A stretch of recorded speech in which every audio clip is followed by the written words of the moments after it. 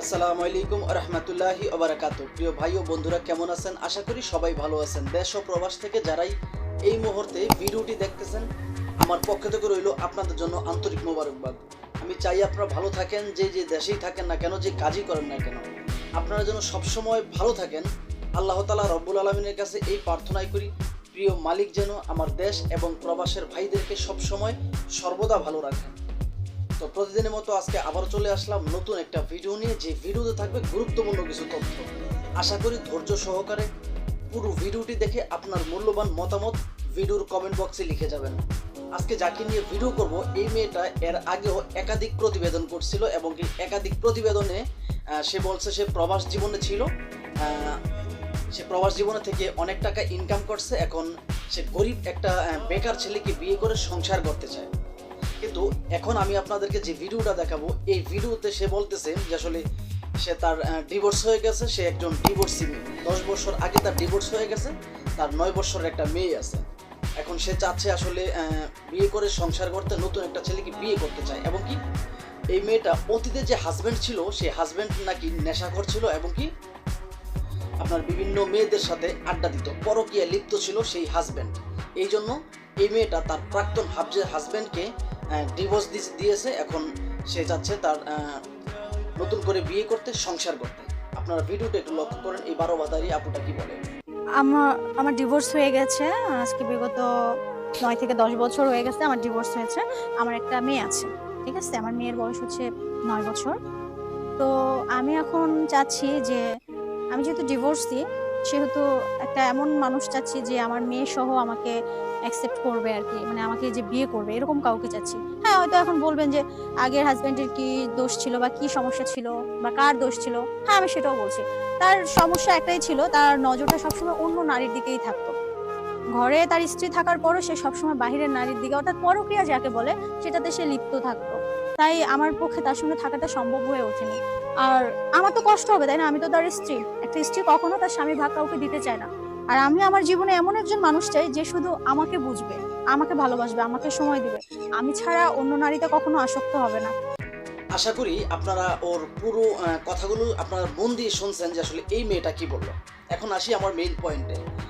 একটা মেয়ে কখনোই চাইবে না তার হাজব্যান্ড যতটাই আসলে খারাপ হোক না কেন, যতটাই তার হাজব্যান্ড পরকীয়ায় লিপ্ত থাকুক না কেন, একটা প্রকৃত ভালো মেয়ে কখনো চাইবে না যে আসলে তার হাজব্যান্ডের ঘর থেকে চলে আসে।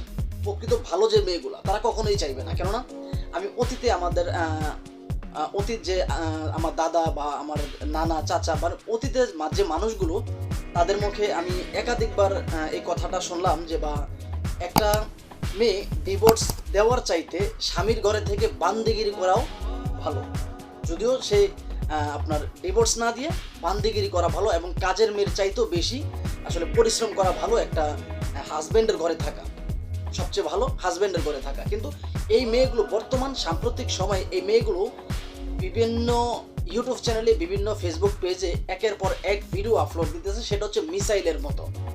আপনারা দেখবেন এক দেশ থেকে আরেক দেশে মিসাইল যেভাবে আপনার ক্ষেপণ করে, এইভাবে মিসাইলের মতো একের পর এক ভিডিও আপলোড দেয়। এই ভিডিওগুলো আমার প্রিয় যে প্রবাসী ভাইয়েরা আছেন এবং আমার যে দেশের যে ভাইয়েরা আছেন, মূলত তারাই কিন্তু এই ভিডিওগুলো দেখেন।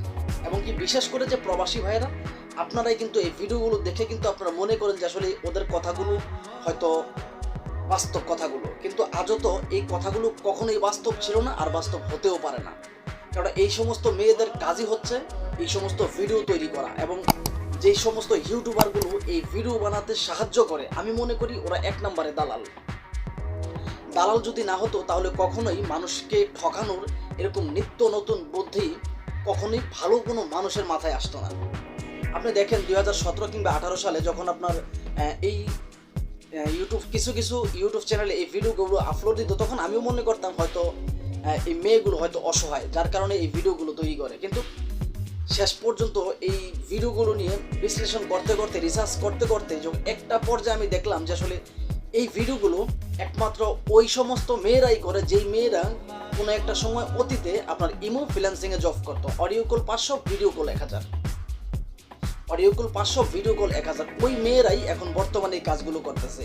ওদের কাছ থেকে আর যাই হোক, একটা ভালো স্ত্রী আশা করা যায় না। আর যাই হোক, ওদের কাছ থেকে কখনো একটা ভালো সন্তান আশা করা যায় না, কেননা যেই মেয়ে ভালো হবে তার সন্তানও ভালো হবে, এই কথাটা মনে রাখবেন।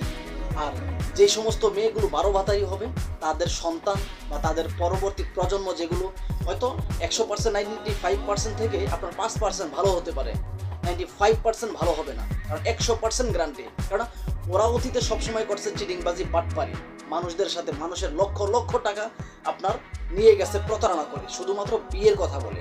ওদের সম্বলটা হচ্ছে ওদের সুন্দর বডি ফিটনেস, ওদের সবচেয়ে সুন্দর সুন্দর জাম্বুরা, এগুলোই হচ্ছে ওদের সবচেয়ে প্রতারণা করার একটা নতুন একটা কৌশল। এটাই হচ্ছে প্রতারণা করার নতুন একটা আপনার যে কি বলে যে ধান্দা, ঠিক আছে? তো আপনারা সবসময় এই সমস্ত কাজ থেকে যথেষ্ট পরিমাণ দূরে থাকবেন।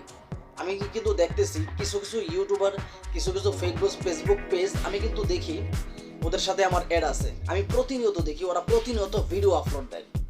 আপনারা একটা জিনিস চিন্তা করেন, শুধুমাত্র টাকা ইনকাম করার জন্য কিংবা ডলার ইনকাম করার জন্য এই সমস্ত মেয়েগুলো যেই কাজটা করতেছে বা যেই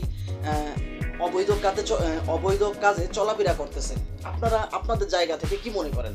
ওরা অসহায়, ওরা অবিবাহিত? ওরা কোনো মেয়েটাই অবিবাহিত না। 100% থেকে 97% মেয়ে হচ্ছে বিবাহিত, আর বাকি 2 থেকে 3% মেয়েগুলোই হচ্ছে বিবাহিত। বুঝাইতে পারছি? আর এই সমস্ত মেয়েগুলো আপনারা যে হয়তো অনেক মানুষ মনে করেন যে এই সমস্ত মেয়েগুলো হয়তো অসহায়, ওরা কখনোই অসহায় ছিল না। অসহায় হচ্ছেন আপনি, যেই মানুষটা ওদের ভিডিও দেখে বিশ্বাস করেন, আপনারা হচ্ছেন অসহায়। দিন শেষে কিন্তু আপনারাই ঠকে যান, না ইউটিউবার ঠকে, না যে প্রতিবেদন নামে ডিজিটাল ভিক্ষা করে এই সমস্ত মেয়েগুলো ঠকে, ওরা কখনোই ঠকে না। দিন শেষে আপনিই ঠকেন, কারণ আপনি ওদেরকে অর্থ দেন, আপনাদের অর্থ দিয়েই আপনাদেরকে ধোকা দেয়। বুঝাইতে পারছি? তো আপনারা যথেষ্ট পরিমাণ দূরে থাকবেন এই প্রতিবেদন নামে ডিজিটাল ভিক্ষা থেকে, কারণ আপনারা যতক্ষণ পর্যন্ত এদের থেকে দূরে না থাকতে পারবেন ততক্ষণ পর্যন্ত আপনারা ধোকা খেয়ে যাবেন, এটাই হচ্ছে সবচেয়ে বড় কথা, ঠিক আছে? আপনারা আপনাদের জায়গা থেকে এই সমস্ত ভিডিও দেখে প্রতিবাদ জানাবেন, কেননা আমরা এমন একটা জাতি যে আসলে আমরা মার খেতে চাই কিন্তু প্রতিবাদ জানাতে চাই না। আমি আমার জায়গা থেকে যদি প্রতিবাদ জানাই তাহলে কি সমস্যা? আপনি ওদের ভিডিওর কমেন্ট বক্সটা দেখবেন, তাহলেই বুঝতে পারবেন ওরা কতটুকু চিটিংবাজ, কতটুকু ভালো। যাই হোক, আমার এই ভিডিওটি আসলে কাউকে উদ্দেশ্য করে বানানো হয়নি, শুধুমাত্র সতর্কমূলক ভিডিও। প্লিজ কেউ খারাপ মন্তব্য করবেন না। ভিডিওটি ভালো লাগলে লাইক, কমেন্ট, শেয়ার এবং চ্যানেলটি সাবস্ক্রাইব করে আপনাদের পাশে থাকার সুযোগ দিবেন। আমি সবসময় আমার দেশ এবং প্রবাসের যে ভাইয়েরা আছেন আপনাদেরকে ভালোবাসি বলেই আমি প্রত্যেক দিন একটা করে ভিডিও আপলোড দিই। প্রত্যেক দিন, এমন কোনো দিন নাই হয়তো কোনো ত্রুটির কোনো নেট বা ত্রুটির কোনো সমস্যা না হলে আমি প্রত্যেক দিন একটা করে ভিডিও আপলোড দিই আপনাদের উদ্দেশ্যে, যাতে আপনারা এই ভিডিওগুলো দেখে একটু হলেও বুঝতে পারেন এই সমস্ত মেয়েগুলো বাটপার চিটিংবাজ। তো যাই হোক, ভালো থাকবেন, সুস্থ থাকবেন, আল্লাহ হাফেজ।